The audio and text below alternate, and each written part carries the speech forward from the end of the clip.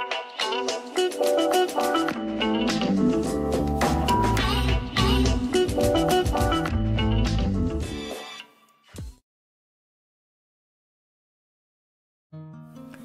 everybody, this is Tracy here with another edition of A View from Tracy's Point, and we are here to give a shout out to Bishop Hezekiah Walker.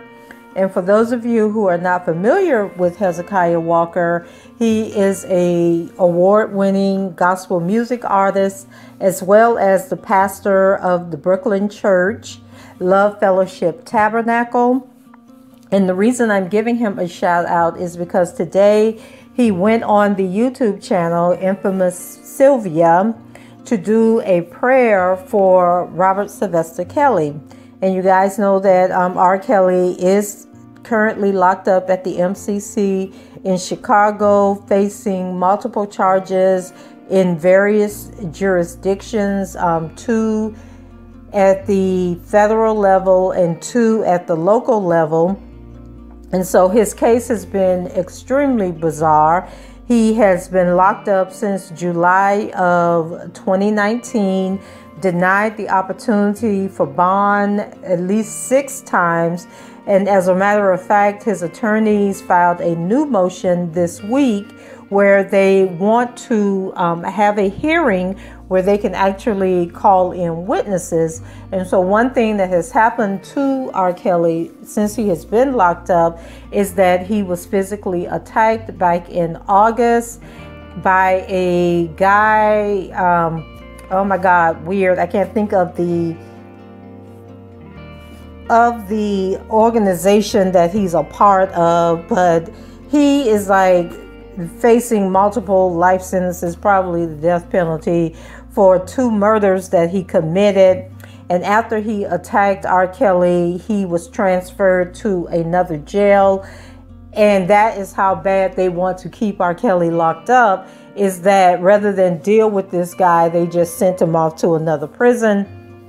And the reason they want to have this hearing where they actually call witnesses is that he would be one of the people that they call, because according to him, he was basically given the green light to go and attack R. Kelly.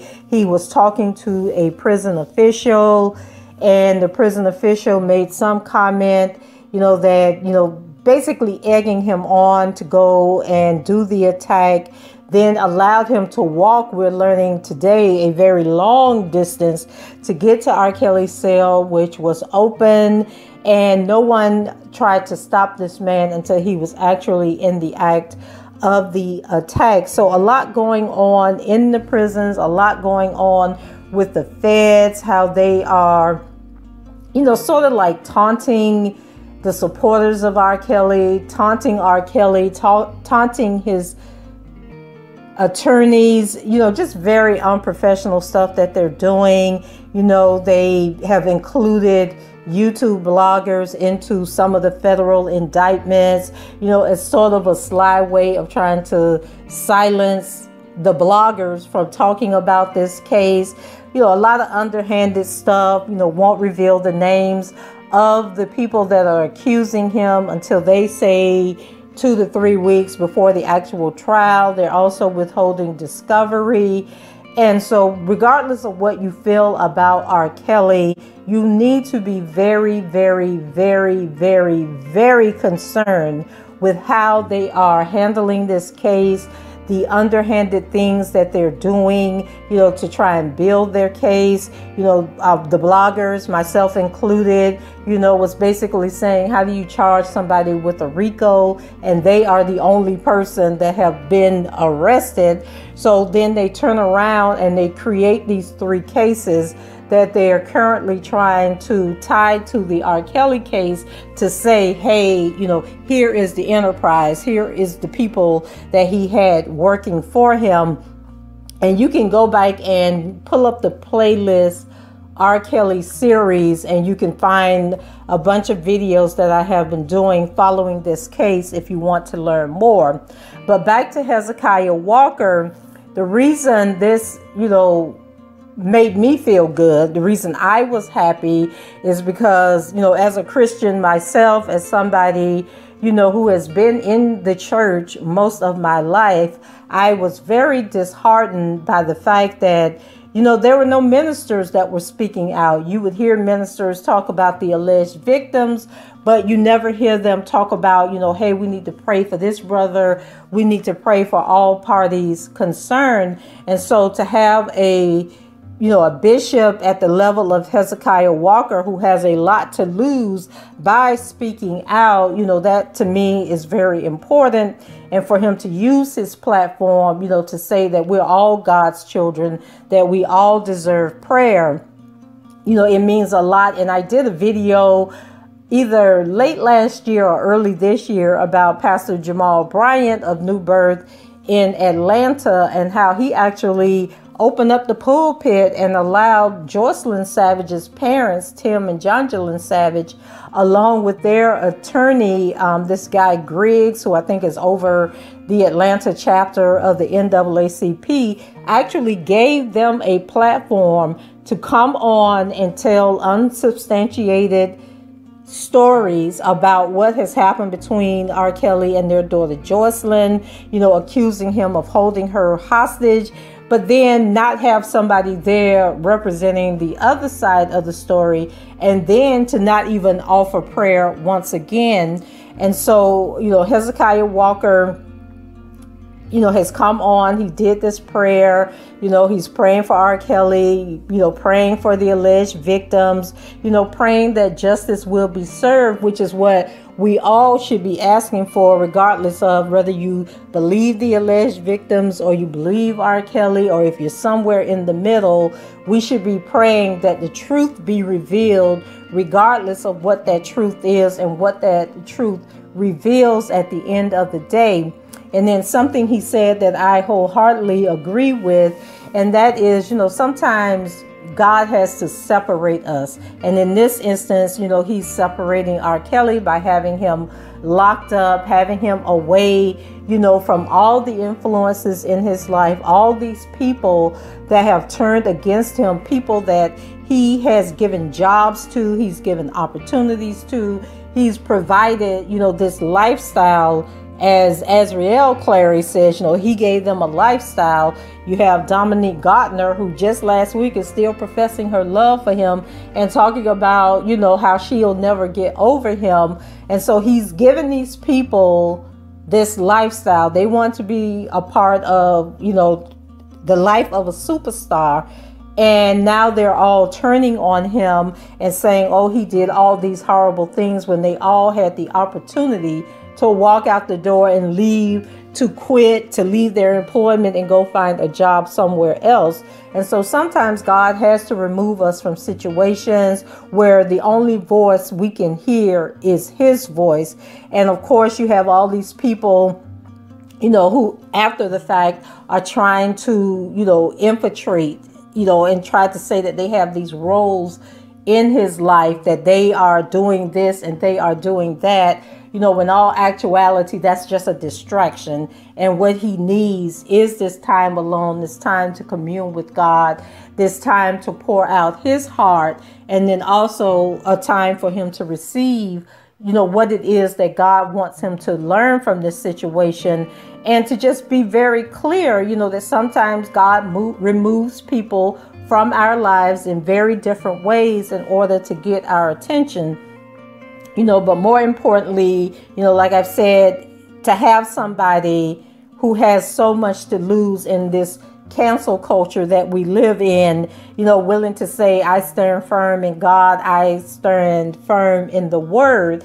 And this is one of God's children, just like these alleged victims of God are God's children.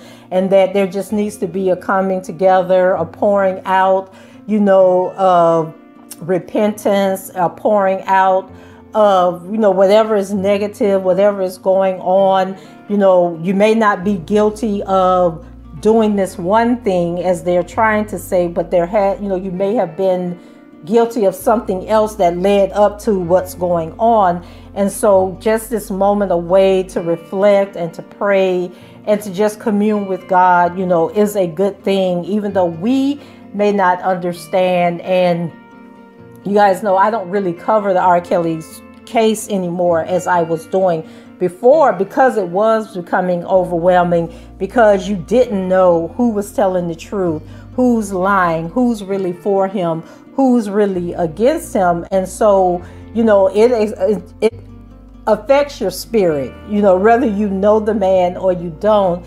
And if you think that he is facing this injustice, and then to just see all the drama, that the unnecessary drama that's going on, just to have a moment to stand back and reflect and say, you know, welcome God into this situation and let God's will be done to me is a good thing. And we just don't know what the truth is, and just hoping that the truth will be revealed once and for all, and that he doesn't have to go back down this path again. And for people to, you know, be honest about what they did, what they contributed to the situation. You know, if you were a person seeking fame and you went into this situation, you know, like, I'm going to get what I want out of this, whether I have to use this man, love this man, or whatever I have to do. You know, all about me, me, me. And that's why you see, I believe, so many of these people not doing well in life.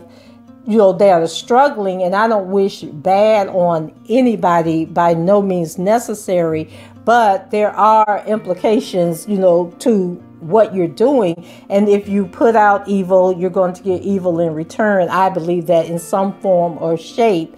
And so the very things that some of these women wanted, they're now having denied to them, you know, because they went about it the wrong way. And so a little bit more about Hezekiah Walker.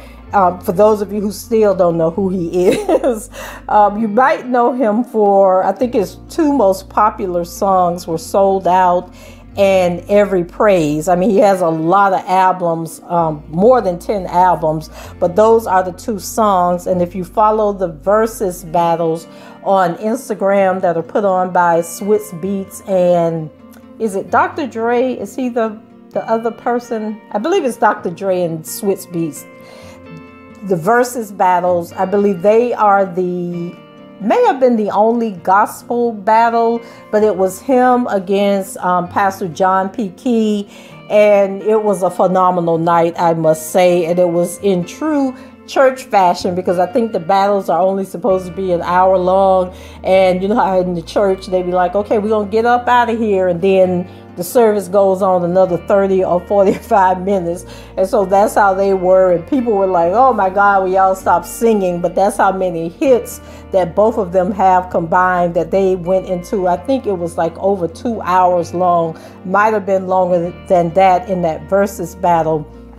And so once again, you know, thank you to Bishop Hezekiah Walker. Thank you to the channel Infamous Sylvia. I believe one of her co-moderators attends his church, or has family members that attend the church, and that's how they were able to make the connection. And so shout out to them for putting this on. Shout out to him, you know, for allowing his platform to be used this way. And then just praying for him that, you know, people don't get into their feelings. You know, I say the cancel culture is just crabs in a barrel rebranded, you know, but you know how people think that they somehow have control over your destiny and whether you succeed or fail. But we all know that God has the final say. And so that's it for me. Gonna leave this here. Go ahead, leave your comments below, rate the video, and subscribe to the channel if you haven't done so already. And until the next time, I shall talk to you guys later. Bye-bye.